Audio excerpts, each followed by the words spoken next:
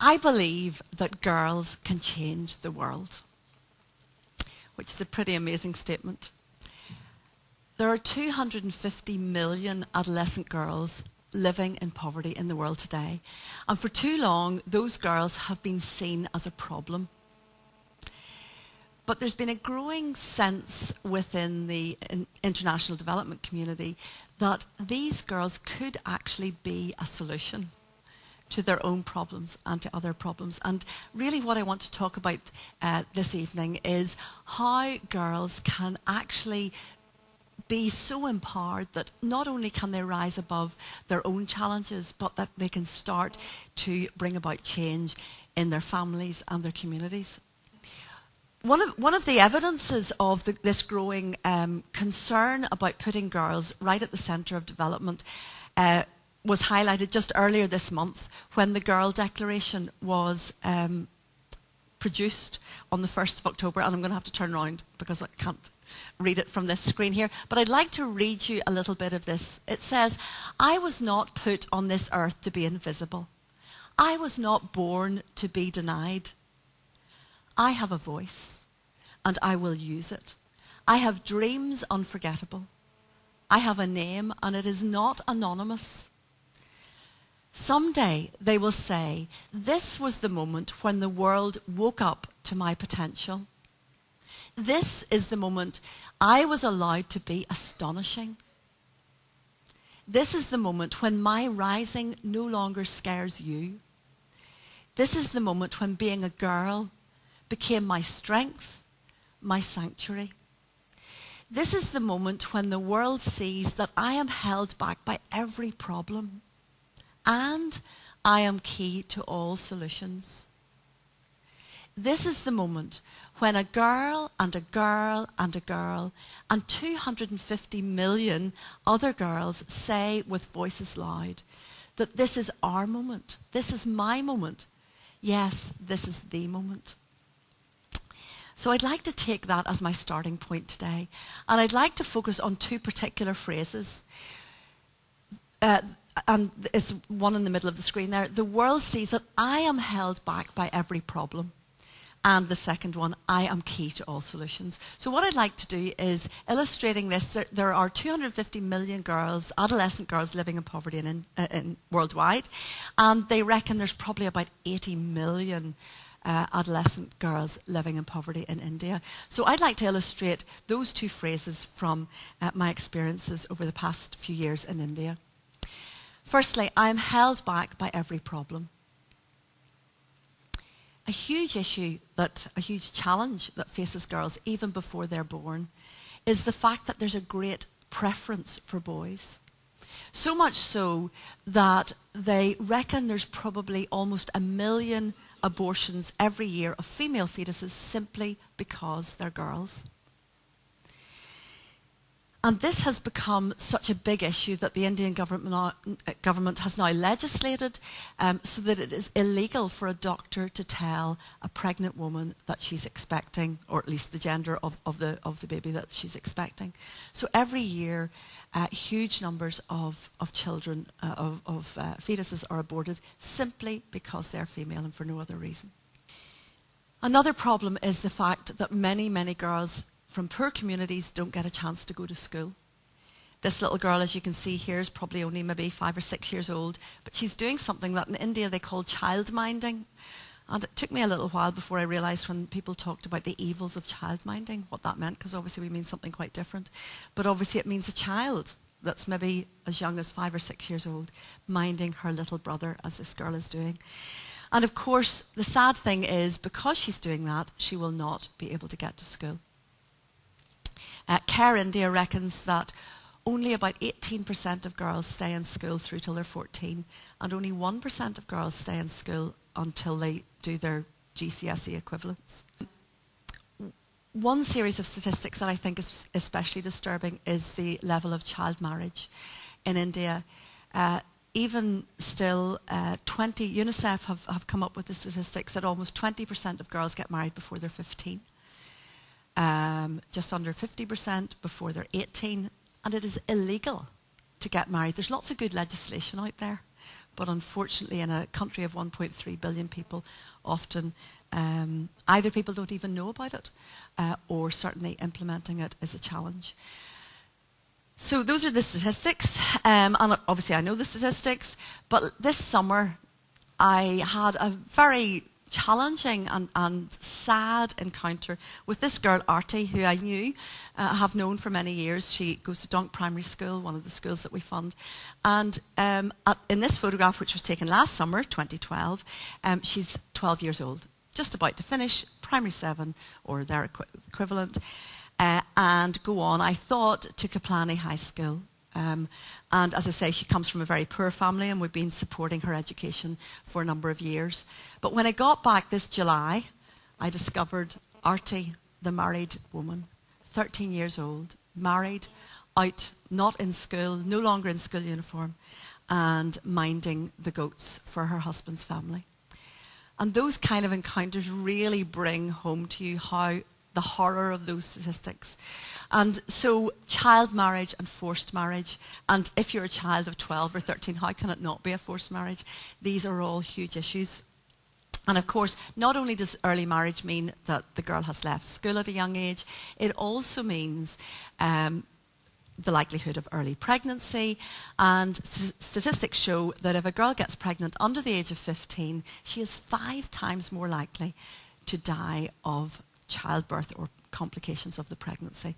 So really not a great situation.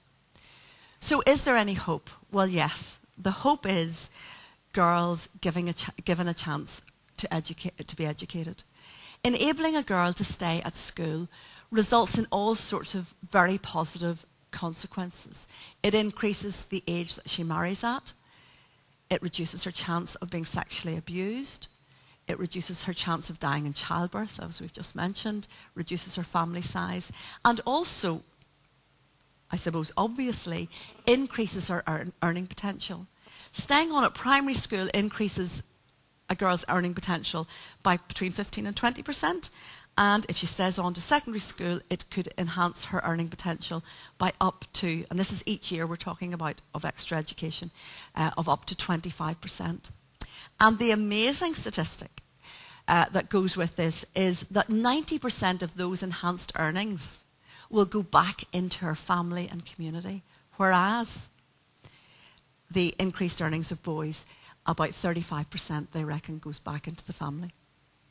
So a hugely significant statistic to say it is really important to give girls a chance and young women a chance to do all they want educationally, and so be able to earn more and become more independent. So I believe that girls are the key.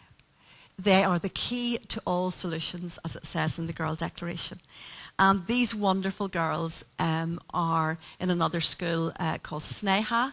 And you can see from their faces, you can see from their demeanour, that they have a self-confidence that is so important. And that, to me, is what education is all about. Education, yes, learning, facts, doing well in exams, these are all important in their own way. But actually what is really important is this opportunity to develop, to believe in yourself, to understand that you have the potential, that you have intrinsic value and worth. And the kind of education, we're supporting the education of well over 1,000 children, and giving this kind of education that really makes young people, and particularly girls, feel that they are as valuable as boys. That it's not just, I'm just a girl. What can I do? But I am a girl, and what can I do is very different. But there's a key time in all this. Keeping a girl on at primary school is really important. But the big challenge is when girls reach puberty, because 25% of girls in India drop out of school when they reach puberty. Some of it's because families are concerned about maybe they might be sexually harassed or abused on the way to school or even in school. some of it is to do with practical things, like the fact that many schools don't have a toilet, and so if a girl's going to school during her period, how is she going to cope? Many girls don't have access to sanitary products because many women in rural parts of India, and we're working mainly up in the Himalayas, in the foothills, many women simply use sari rags to handle menstruation. One of the really crucial things that we've been part of doing has been providing toilets. Because even if girls stay on at school once they reach puberty, they tend to miss 25% of their schooling simply because they don't go to school during their periods. And you can dramatically reduce that statistic by providing toilets. So one of the things we've been doing has been building toilets in lots of schools, including government schools, that we have links with. Now, I know it says boys at one end. Unfortunately, the person who took the photograph took the wrong end. Obviously, there's a boys' toilet there, but there's also a girls' toilet at the other end, and that's the point. So this all has a huge impact on self-esteem, and these are the things that we're really working with in this program. But it's fantastic to see the positive outcome and how girls are staying on in school. And we've just completed an evaluation of a 7-year program that we've been funding with one of our partners. And at the end of 7 years, I find this hard to believe. I still need to check the statistics. But the finding was that 100% of the girls were staying on to class 10, which is GCSE equivalent. 100%. 70% staying on to do their A-level equivalents, 12th class. And in that 7-year period, the age of marriage, the average age of marriage, had increased from 17 to 21 in 7 years. Wow. So these programs can be really effective once you help girls and women believe in their own intrinsic worth, once you help them to deal with a lot of the taboos that are facing them and help them really to believe, as I say, in their value. I want to end by telling you a fantastic story about a fantastic young woman who is in the photograph above. The third girl from the left is called Kumlesh. And I have known Kumlesh for 5 years, and she is amazing. She comes from a really, really poor Dalit family, and her father ran off with another woman about, I suppose now, 7 or 8 years ago, before I first knew her, and her mum. Her mum's called Kamla Devi. Anyway, they live in this very impoverished village called Donk, which is up in the Himalayas, in the foothills of the Himalayas, and as I say, very straitened circumstances, and we'd had the opportunity of supporting Kumlesh and her 3 sisters and her brother and their education because they were left destitute. So they were living in this sort of borrowed house. And actually, I need to tell you something first. Kumlesh's big dream's unforgettable. Her dream was that she wanted to go on to 6th form college and then to university to study home economics. That was her dream. No other girl in the valley had ever done anything like that, but that was what Kumlesh wanted to do. And you can see from her beautiful, smiling face, that was at 16, so that was taken 3 years ago. At 16, that was her hope and her dream. She did really well in her GCSE equivalents and her A-level equivalents. She got 1st division, and she got a place at university, and we sponsored, Saphara sponsored her to follow her dream. But what happened then, this time last year, I got an email from our NGO partner who said that Kamla Devi and Kumlesh and the other children had been basically evicted from this house that they've been living in. So what happened then, here's a photograph of them. So this is taken about November last year, and obviously Himalayas, snow comes before too long, and there was a real need for help for Kamla Devi and her family to get a new home. The villagers all got together. They got together stone and built it up. And actually, Kamla Devi's father had he had died and had left a small plot of land to the family. And she spoke to her brother, and he agreed to allow a little 2-roomed house to be built on part of this land. So it was built, and we gave a bit of help for the roof and the doors, and the rest they were able to manage within the local community, and that was fantastic. But then in December they had moved into the house. It was all looking great, fantastic, and suddenly what happened? But the brother, Cumla Devi's brother, Cumlesh's uncle, saw the house, and he decided he would quite like that house for himself. So he told Cumla Devi that he was going to take over the house, and actually changed his mind about the land, and he was going to take over the house. And so then she went racing off to speak to the director of the NGO to say, what am I going to do? What am I going to do? And he said, believing in empowerment, believing in helping people to solve their own problems, he said, you must go, what he's doing, what your brother's doing is illegal. You must go to the village elders. You must tell them what's happening. They will, and get them to listen to you. And of course, poor illiterate Dalit woman, she just felt, I just can't do that. I just can't go to the village elders and speak to them about this. And Cumlesh now just started university, 19 years old. She said, I will go. And this young girl went and spoke to the village elders and said, this is what my uncle is trying to do.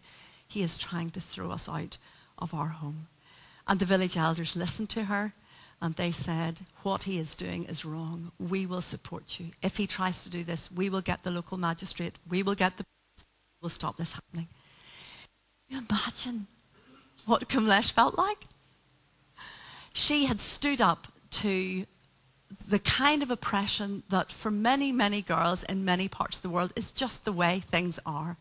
And she had stood up, and she had managed to stand and to make a real difference in the lives of her family and her community. And that, for me, is what education's about. It's about empowering young people to really believe that they have a future, to believe that they can make a difference in the world. And it just says it all.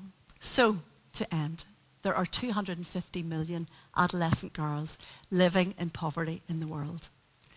They are the most powerful force for change on the planet. Thank you.